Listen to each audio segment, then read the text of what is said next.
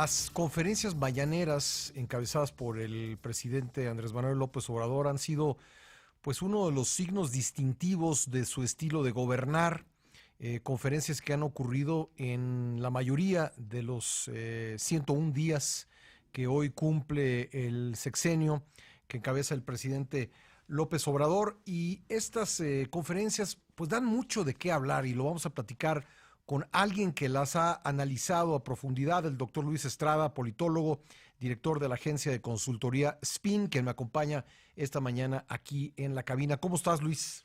¿Qué tal, Pascal? Muy buenos días, gracias por la invitación. Bueno, a ver, primero te preguntaría, ¿por qué te interesó hacer un análisis tan consistente y tan profundo de este fenómeno de las conferencias mañaneras? Bueno, mira, para quienes estudiamos ciencia política y tenemos que dejar de lado los debates personales y cualquier hipótesis o discusión la sometemos a la prueba de la medición. Por supuesto, es algo que la formación a mí y a nuestro equipo nos obliga a probar qué es lo que se está diciendo y cómo se está diciendo. Pero en específico, yo te diría, es el único mandatario político, jefe de Estado o de gobierno en la historia que ha hecho conferencias de prensa diarias. En la historia de México, y yo creo que de No, muchos del mundo. países No, del mundo. sí, Nadie sí, nunca ha hecho sí, esto. Nadie lo está haciendo. sí. Entonces, pues obviamente esto Lo es cual nos lleva a la digno pregunta es por si qué lo eso es hace. bueno, si es malo y por qué lo hace. Por supuesto. Sí. Entonces, creo que el simple hecho de observar un fenómeno de esta magnitud es una gran oportunidad para generar un reporte lo más objetivo y medible, replicable que se pueda, para después entonces entender qué hay detrás de todo ello. Hoy además el lugar donde la realiza, Palacio Nacional, durante muchos años, pues era un lugar para ceremonias, la verdad, Claro. abandonado como epicentro de gobierno, y ahora se ha vuelto pues justo eso, el epicentro del gobierno, con la conferencia de prensa casi diaria. Ha habido muy pocas excepciones entre semana, pero el caso es que van al día de hoy 68 en 101 días de gobierno. Si es que tú puedes contarla de hoy como una conferencia de prensa, que Sí, es vamos a parte hablar del de eso. asunto, ¿no? Creo Sí. que una conferencia de prensa no solo tiene los componentes de dar un mensaje y contestar preguntas sobre el mensaje que acabas de dar, porque por lo regular están asociadas directamente a un momento específico, A una coyuntura. a una coyuntura que se tiene que resolver, por ejemplo, manejar una crisis, o también para posicionar un tema en específico, un anuncio muy importante. Pero hay veces que el presidente, por ejemplo, de las últimas 9, 6, quizá incluyendo esta, las últimas 10, 7 no ha dado un mensaje como tal. El presidente va directo a preguntas. Hoy, como vimos, pues ni siquiera preguntas hubo. Entonces, creo que la definición de conferencia de prensa, pues no necesariamente es tal, ¿no? Esto de haber dejado de dar mensajes en los últimos días tiene que ver con que pues hay un desgaste diario en usar esta fórmula todos los días, y pues ya sabe uno que de repente cuando habla mucho corre el riesgo de quedarse sin qué decir. No solo eso, creo que, como dices, no hay una parte de falta de información, porque pues obviamente las más largas han durado 127 minutos, casi un poquito más de 2 horas. Sí. Si nosotros vemos que tiene que estar hablando 2 horas, el presidente no toma ni siquiera un vaso de agua. Es increíble cómo aguantar. Para quienes han cubierto conferencias de prensa saben que es estar 2 horas o 1 hora sin ni siquiera un café, un vaso de agua, nada, porque pues el edificio está catalogado, entonces no puedes meter líquidos, en fin, es algo relativamente complicado, pero también para el presidente, con tanto tiempo, ¿cómo es posible mantener el interés y la atracción si no tienes un eje? Si vas pasando, pues tú has visto, ¿no? Todos lo hemos visto. Cómo va pasando de un tema a otro, saltando por completo, no necesariamente tiene la información, pues obviamente, de todos los temas. Pero entonces, ¿para qué? Obviamente él pensaría, y creo que también muchos han asociado el hecho de que sale todos los días con incrementos en su aprobación, lo cual, uno, no está aprobado; dos, la aprobación depende de muchísimos otros factores; y tres, creo que el hecho de que el presidente ahora esté gozando esta luna de miel, que es normal en cualquier presidente electo, sobreestima o sobrevalora las conferencias, incluso para el propio equipo del presidente y para el presidente, que es quien las convoca todos los días. Es normal, como dices, pero los niveles de popularidad que tiene López Obrador están muy por arriba de lo que hemos visto en mandatarios en México y el mundo. Y tú bien señalas que no está probado que esta popularidad se deba a las conferencias, pero quizá tampoco lo dañe, ¿no? Tampoco dañe la popularidad presidencial el estar permanentemente en el centro de la discusión, en el centro de la atención de los medios, o ¿qué opinas tú? Bueno, vamos a ver. Yo creo que justamente este tiempo, este periodo de luna de miel, da para bien y para mal. No se puede todavía tener los elementos necesarios para que la ciudadanía pueda evaluar bien o mal al presidente. Todavía está en un periodo de gracia en el cual el hecho de que salga todos los días, pues en realidad le permite de alguna forma estar en la discusión, pero no necesariamente poner agenda. Son dos cosas diferentes. Claro. El presidente está contestando los temas, los que puede, los demás los batea. Hemos contado 2 de cada 3 preguntas las contesta, 1/3 las evade. Y cuando tienes a veces preguntas que no tienen nada que ver con la coyuntura, la semana pasada le preguntaron por qué se veía tan fuerte, qué estaba haciendo y parecía corredor keniano. Hay unas preguntas realmente muy fuera de lugar y eso creo que evade el objetivo de una conferencia de prensa. Salió la semana pasada un artículo en el New Yorker donde dice que en Estados Unidos prácticamente la conferencia de prensa de la Casa Blanca está muerta.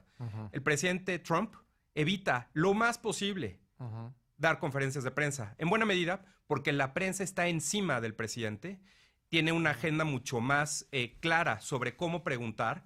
Es un ejercicio, por supuesto, perfectamente ponderado en términos de lo que representa una conferencia de prensa y lo que los medios pueden preguntar. Y aquí en México, pues claramente no es así. Estás entrando en un terreno espinoso porque en días recientes algunos de los participantes más asiduos de estas conferencias se quejaron de comentarios que se hicieron en espacios radiofónicos como este, no precisamente, sí.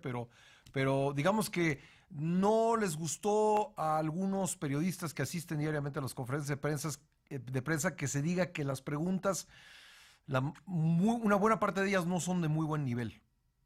Pues mira, yo no te podría decir, porque no traigo el dato ahorita, de cuántas preguntas para mí son de buen nivel o para mí no son de buen nivel. Yo no ese tipo de análisis nosotros no lo hacemos. Pero lo que sí es un hecho es, primero, que medios digitales preguntan más que los medios tradicionales, radio, televisión, prensa. Eso es bien interesante, y perdóname que te interrumpa, pero creo que ese dato que aportas es súper interesante. 4 de cada 10... casi 39%, prácticamente 40% son para medios digitales. Me llamó mucha la atención que en la conferencia de prensa conjunta que ofreció con Pedro Sánchez, sí, presidente de España, recuerdo la primera y me atrevo a decir, si mi memoria no falla, que la mayor parte de las preguntas fueron para este tipo de medios. Así es. ¿Por qué? En tu opinión. Bueno, no sé. Muy complicado porque, mira, nosotros vemos primero esta distribución que sobreestima los medios digitales, asumiendo que son los medios digitales los que tienen más relevancia o quizá los que imponen la agenda y no necesariamente. ¿Hay algún desdén a los medios tradicionales? No lo sé, no lo detecto. No lo podemos detectar con los números. Pero no solo es el medio al que pregunta, también es el lugar en donde se sientan los periodistas. Fíjate. Otra vez, esto son números, ahí están. 60% de probabilidad si te sientas hasta adelante. Normalmente son 4 o 5 filas de 10 a 12, 15 lugares cada una. Pero si tú te sientas hasta adelante, la probabilidad de que te pregunten es 60%. Es decir, 60% de las preguntas han sido de las filas hasta adelante. Si el acomodo de los lugares fuera al azar, entonces estaría parejo. No lo es. Ya. Normalmente hay personajes, lo ven sus propios compañeros, claro, que preguntan más que ellos. Hay semanas intensas que preguntan algunos medios más que otros. Y sobre todo, podría sospecharse, repito, no hay forma de probarlo, podría sospecharse que el presidente está dando la palabra a quien ya tiene un acuerdo de que va a tomar la palabra. Por ejemplo, en una conferencia de prensa al final, uno de los periodistas que estaba sentado en medio, en el centro, hasta adelante, hizo una pregunta. Ya se iba el presidente, había dicho, bueno, nos vemos mañana. Y entonces le dijo, una última pregunta, presidente. Fue sobre algo del combate al crimen organizado, el combate al robo de combustible. Y el presidente se regresó y dijo, mira, qué bueno que preguntas. El general secretario trae una presentación justo de ese tema. Y entonces el general secretario se paró, enseñó un par de láminas y todavía el presidente de salida dijo, miren qué casualidad. Entonces, bueno, pues tendrían que ser los propios periodistas que asisten a este ejercicio todos los días, que aparte se tienen que levantar a las 4 de la mañana, sí, para llegar a tiempo a las 5:30 y tratar de ocupar un buen lugar todos los días, que saben qué significa esto y acompañarlo a veces a las giras para que nos digan qué tanto de esto hay y qué tanto o cómo se maneja esto. Ahora, tú me dices, no parece haber relación o no hemos encontrado, o no, los especialistas como tú no han encontrado relación entre la conferencia y la popularidad del presidente. Pero creo que sí es justo decir dos cosas, Luis. Primero, que mientras más tiempo dure esta práctica de tener conferencias diarias, más difícil va a ser dejar de tenerlas. Eso es un hecho. ¿No? Sin duda. Y segundo, en caso de que se comience a deteriorar esta popularidad, pues ver al presidente diario ocupando este espacio puede ser más perjudicial que benéfico para él. Exacto, puede hacerse un círculo vicioso muy fácilmente, completamente de acuerdo. Pero mira, independientemente de que se acaben, lo que vamos a empezar a ver, y el presidente ya lo anunció, es una especie de transformación. Primero dijo que va a tratar de terminarlas a las 8 de la mañana. Es decir, reducir el tiempo a 1 hora, que es pues una cuarta parte menor de lo que en promedio tiene durante estos primeros 100 días. Ahora, este es un presidente que habla largo y pausado. Claro. Es decir, una pregunta, a lo mejor tú hasta lo tienes medido, pero debe haber respuestas de 10 minutos. De 10 minutos a una sola pregunta. Así es. Entonces, en 1 hora, pues cabrían pues 6 preguntas. Así es. O cuando mucho, ¿no? Eso es por una parte. Y por otra parte, anunció también que va a hacer una especie de gira diagonal conferencia, en la cual las conferencias se den en los estados. Que apenas va una, ¿no? Exacto, por cuestiones de revisión de temas en Nuevo León. Sí. Pero si el presidente empieza a hacer giras en los estados y las hace relativamente cortas, los estados, por supuesto que van, el evento más importante políticamente para el estado, no solo en el día, en la semana, quizá en el mes, sea la visita del presidente. Entonces, pues obviamente va a dominar las agendas de los medios en esa localidad, en ese estado, y las preguntas pues tendrán a ser de tinte local. Entonces, en cierta forma estás minimizando el impacto, estás reduciendo las preguntas, reduciendo el tiempo y dominando las agendas locales. Por supuesto, eso le va a generar puntos en la localidad, pero no necesariamente a nivel nacional. A nivel nacional. Bueno, hablas también de los asistentes. Dices que hay pues secretarios que no han asistido, como la secretaria de Cultura, nunca ha estado en una mañanera. Sí.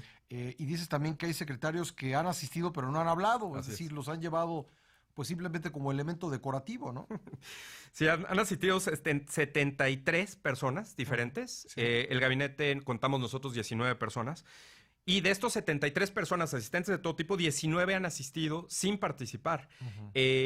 No solo eso, sino que aparte nosotros detectamos esta disparidad. El presidente presume la paridad de género en su gabinete, lo cual es cierto. 11 hombres, 9 mujeres, pero la participación es apenas del 34%, la asistencia 34% de secretarias, mujeres, y 32% la participación. Es decir, hay una sobreestimación o sobreparticipación, llamémoslo así, de los hombres del gabinete, y en específico lo que tiene que ver con las mujeres, de las 20 participaciones, veces que han tomado la palabra integrantes del gabinete, la mitad han sido de Olga Sánchez Cordero. Es decir, si nosotros quitáramos a Olga Sánchez, Cordero, sí, solamente 20% de las secretarias mujeres han participado en el gabinete. Oye, de las conferencias. ¿Quién es el que más ha asistido o participado aparte de López Obrador? No sé, he visto ahí, estamos al aire al mismo tiempo que la conferencia, pero estamos pendientes de ella y se me ocurre decir que el secretario de la Defensa, ¿no? Así es. El general secretario, Luis Crescencio Sandoval, ha asistido 17 veces y es quien más ha hablado. También empatado con la secretaria de Gobernación, Olga Sánchez Cordero. De acuerdo.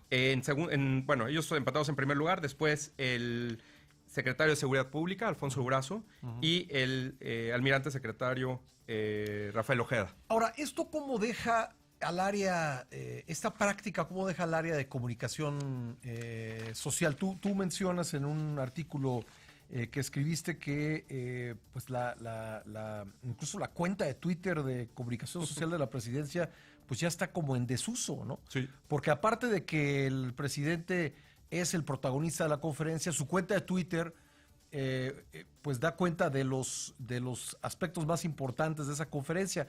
Este tipo de comunicación, en tu opinión como observador, ¿cómo deja a la vocería del gobierno?